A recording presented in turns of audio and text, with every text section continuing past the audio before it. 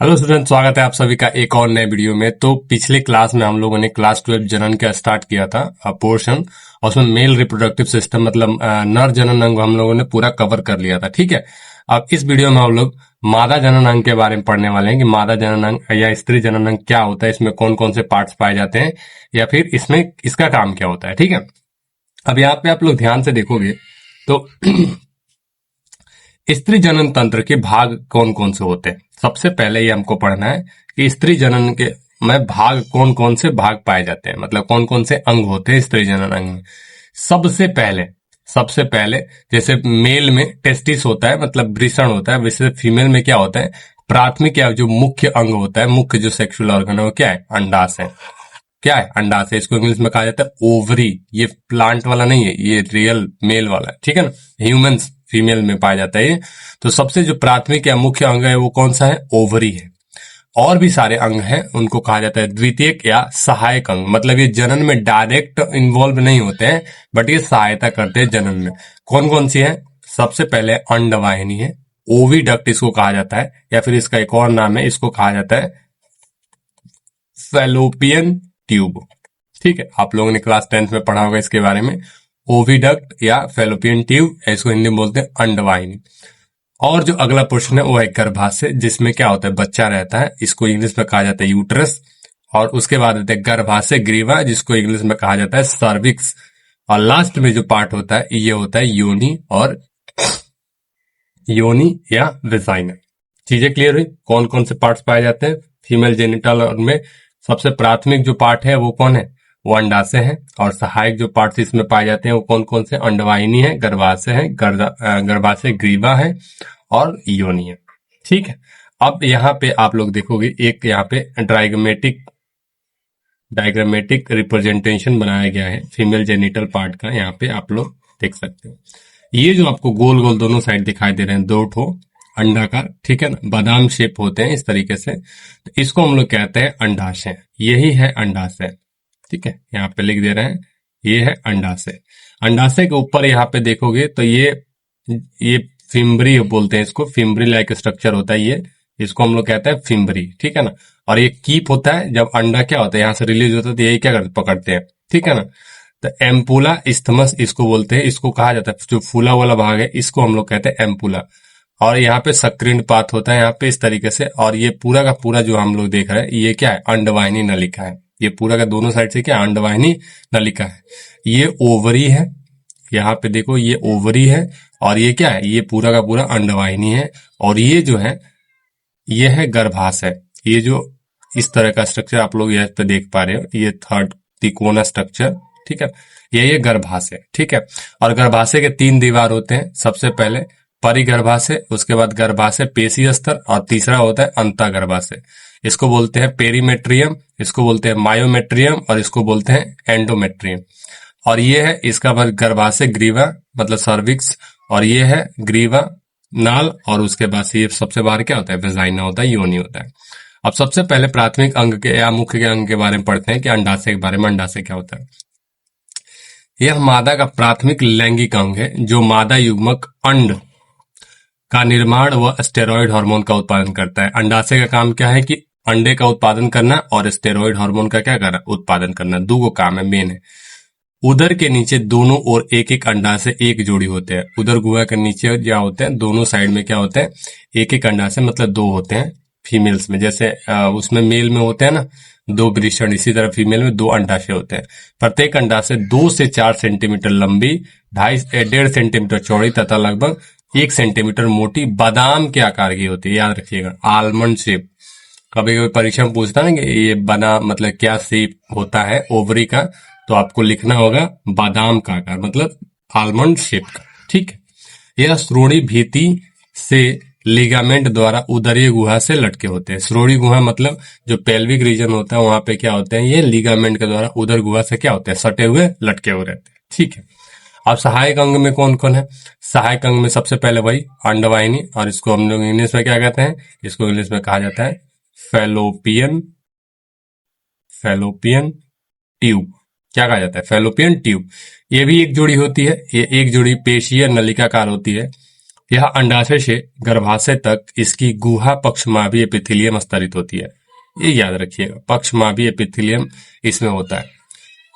प्रत्येक अंडवाहिनी में 3 भाग होते हैं। प्रत्येक अंडवाहिनी में सबसे पहले क्या होता है, कीपक होता है, ठीक है, इनफंडिबुलम, जो बताए थे ना कि अंडे के ऊपर इस तरीके से रहता है जो पकड़ता है अंडे को जब अंडा रिलीज होता है। दूसरा क्या होता है, तुम्बिका, इसको एम्पुला कहते हैं, जो थोड़ा सा फूला हुआ भाग होता है। और तीसरा क्या है, संकीर्ण पथ, मतलब स्थिमस। ये तीनों पार्ट याद रखिएगा, ठीक है ना, कोप, कीपक, तुम्बिका और संकीर्ण पथ, ठीक है ना। फर्टिलाइजेशन इसी दोनों के बीच में होता है, जहां पे ये दोनों मिलते हैं फर्टिलाइजेशन टेक्स प्लेस, यहाँ पे इस तरीके से, ठीक है। ये है फैलोपियन ट्यूब। अब गर्भाशय के बारे में जानते हैं। गर्भाशय क्या होता है, मादा में केवल एक गर्भाशय पाया जाता है जिसे बच्चेदानी कहते हैं। क्या कहा जाता है, बच्चेदानी। हम लोग को बोलचाल के भाषा में इसको कहा जाता है बच्चेदानी, और मतलब बायोलॉजी के टर्म्स में इसको गर्भाशय कहा जाता है, इंग्लिश में यूट्रस कहा जाता है। यह 8 सेंटीमीटर लंबी खोखली पेशीय होती है। इसमें रक्त की प्रचुर मात्रा में पूर्ति होती है। यह भी श्रोणि भित्ति से लिगामेंट द्वारा जुड़ी होती है। बच्चेदानी कहते हैं जिसमें बच्चा क्या होता है, रहता है। जब प्रेगनेंसी होती है तो बच्चा इसमें क्या होता है, रहता है, ठीक है। इसका ऊपरी भाग फैलोपियन नलिका में खुलता है, और निचला भाग संकीर्ण ग्रीवा में खुलता है। समझ में, ऊपरी भाग कहाँ पे खुलता है, दोनों साइड में, दोनों पार्ट्स में खुलते हैं फैलोपियन ट्यूब में। और नीचे वाला जो पार्ट है वो तो खुलता है सर्विक्स में या फिर ग्रीवा में, ठीक है। अब गर्भाशय के 3 स्तर होते हैं। सबसे पहला जो पतला झिल्लीमय होता है वो तो उसको बोलते हैं परिगर्भाशय, जो सबसे बाहरी वाला भाग है, ये बाहरी है, ठीक है, बाहरी वाला भाग है। जो मध्य होता है, मोटा होता है गर्भाशय का पेशी स्तर, उसको पेशी स्तर मध्य कहा जाता है, ठीक है। और जो सबसे अंदर वाला होता है उसको कहते हैं अंडोस्तर, इसको कहा जाता है एंडोमेट्रियम, एंडोमेट्रियम, ठीक। उसके बाद आते हैं योनि। क्या होता है, गर्भाशय पतली ग्रीवा द्वारा योनि में बदलता है। योनि मैथुन के समय पुरुष से वीर्य ग्रहण करने का कार्य करते हैं। जब योनि जो है ये पतली होती है और ये क्या करते हैं, वीर्य ग्रहण करती है। जब सेक्स होता है तो जो वीर्य होता है कहाँ पे स्टोर होता है, योनि में होता है। योनि से धीरे धीरे क्या मतलब ऊपर की ओर चढ़ता है। उसके बाद आते हैं अंत स्तन ग्रंथियां,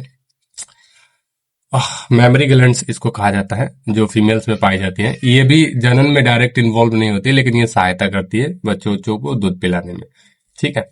स्तन ग्रंथियां सभी मादा स्तनधारियों का अभिलक्षण है। मतलब ये क्या है, एक कैरेक्टरिस्टिक फीचर है सभी स्तनधारियों में। क्या है कि सभी मादा में क्या होता है, स्तनधारी होते हैं जितने भी, उनमें क्या होता है, ये पाया जाता है। स्तनों में विभिन्न मात्रा में वसा व ग्रंथिल उत्तक होता है।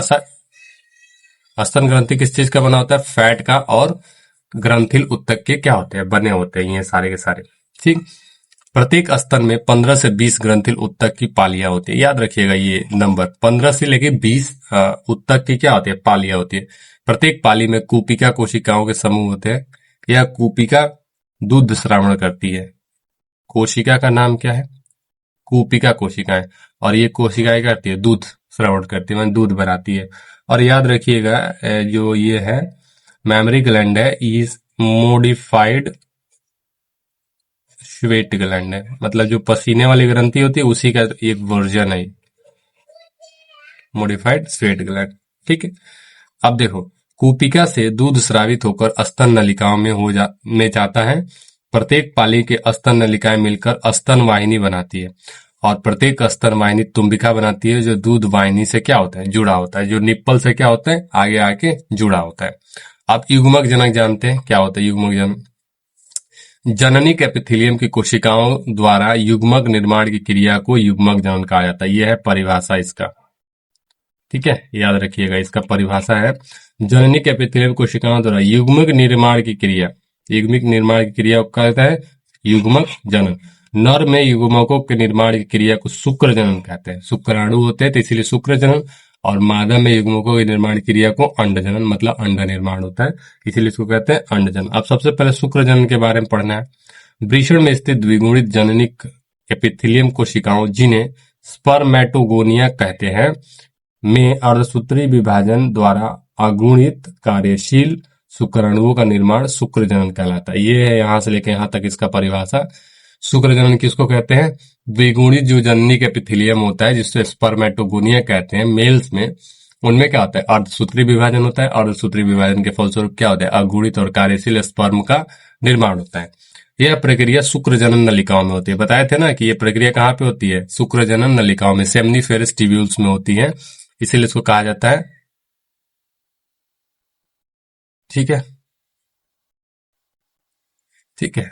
कहाँ पे होती है प्रक्रिया, शुक्र जनन नलिकाओं के अंदर होती है।